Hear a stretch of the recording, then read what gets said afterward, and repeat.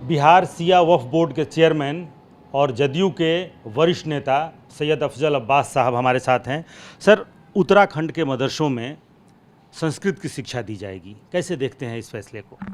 देखिए, इल्म हासिल करने के लिए किसी मज़हब ने किसी पे पाबंदी नहीं लगाई। कोई भी इल्म, संस्कृत हो, अरबी हो, फ़ारसी हो, इंग्लिश हो, आज तो लैंग्वेज कोर्स भी आ गया। मेरे बच्चे भी पर्शियन के साथ साथ और भी लैंग्वेज जैसे स्पेनिश सीख रहे हैं, तो अच्छी बात है। लेकिन ये अगर मदरसे में ये कहा जाए कि संस्कृत पढ़ाना है या कंपेल किया जाए, तो बिल्कुल सही है कि मैं समझता हूँ कि जो मदरसा बोर्ड बना उसकी आत्मा पर कहीं ना कहीं एक तरह से प्रहार है। अब संस्कृत बोर्ड है, संस्कृत संस्कृत विश्वविद्यालय है, संस्कृत है, तो वो संस्कृत की पढ़ाई होती है। हम लोग भी संस्कृत पढ़े हुए हैं, उससे हम लोग कोई एतराज़ नहीं है। अगर एक ही पैटर्न बन जाए कि संस्कृत पढ़ाना है, तो मैं समझता हूँ कि ना मदरसा बोर्ड की ज़रूरत है, ना संस्कृत बोर्ड की ज़रूरत है, ना संस्कृत की पढ़ाई सब CBSE के तौर पर और भी जो भी है उस तौर पर पढ़ाई वो सब लोग पढ़ें।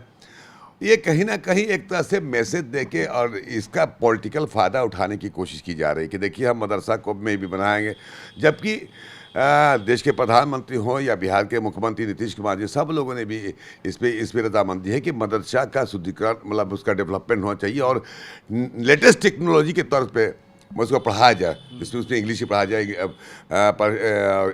इंग्लिश के साथ साथ साइंस की पढ़ाई हो। ये अच्छी बात है, इसमें किसी को एतराज़ नहीं है। और हम मदरसा बोर्ड हो या जैसे मैं कहूँ कि जैसे अब बिहार में अरबी फ़ारसी यूनिवर्सिटी है, क्या ज़रूरत है बनाने के लिए अरबी फ़ारसी? उसी किसी स्कूल में कर दें आप, तो इसकी ज़रूरत नहीं पड़ेगी। तो कहीं ना कहीं इस तरह की जो तंजीमें या इस तरह का जो संस्था बनाया गया उस सेक्ट को के लैंग्वेज को और डेवलप करने के लिए और उसको और मजबूत करने के लिए।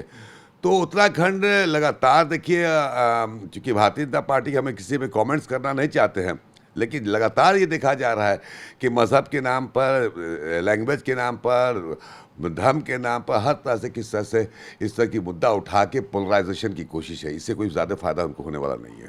तो आपको लगता है कि अगर मदरसे में संस्कृत पढ़ाई जाएगी तो किसी एक धर्म को फ़ायदा होगा? नहीं नहीं नहीं, मेरे अपने एक रिश्तेदार थे, मैं बता दूं आपको। मेरे आपके उत्तर प्रदेश के DGP रह चुके रिजवान अहमद साहब, उनके बड़े भाई इकबाल अहमद, हम लोग रिलेशन में से आते थे और अब तो उनका स्वर्गवास हो गया। वो शास्त्री थे, संस्कृत से शिक्षा ली थी और अब छपरा में मैं होम डिस्ट्रिक्ट में पोस्टेड भी थे और उनको शास्त्री जी कहते थे।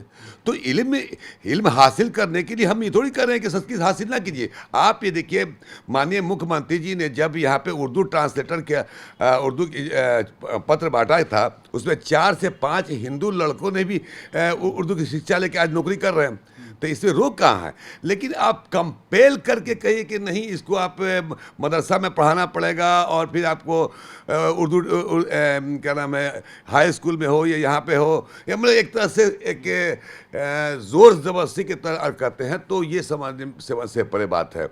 और जिस तरह से हम समझते हैं कि आप उठा के देखिए, संस्कृत बहुत बड़ी, संस्कृत का एक अपना म्यार है, अपना है, होना चाहिए, उसका डेवलपमेंट होना चाहिए। मदरसा ही क्यों?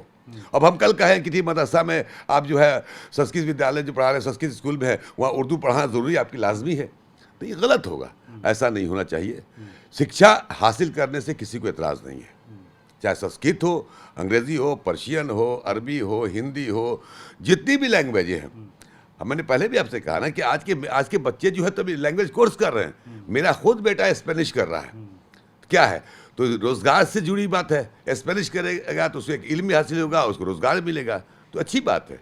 लेकिन मदरसा को फोकस करके कि आपको कि इसमें संस्कृत की पढ़ाई होगी, तो ये कहीं ना कहीं कुछ नज़रियात की लड़ाई हो जाएगी और अपना नज़रिया को लागू करने की कोशिश कर रहे हैं।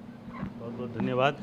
तो ना तो शिक्षा से किसी को समस्या है, ना भाषाई समस्या है, लेकिन अगर कुछ संस्थाएं कुछ विशेष मकसद से अगर स्थापित की गई हैं और उस मकसद से इतर अगर वहाँ कुछ भाषा की या फिर कोई शिक्षा दी जाती है, तो उसकी आत्मा या फिर उसके कंसेप्ट, उसकी सोच के साथ कहीं ना कहीं ये एक छेड़छाड़ है। कैमरामैन कुणाल के साथ रुपेश कुमार, TV9।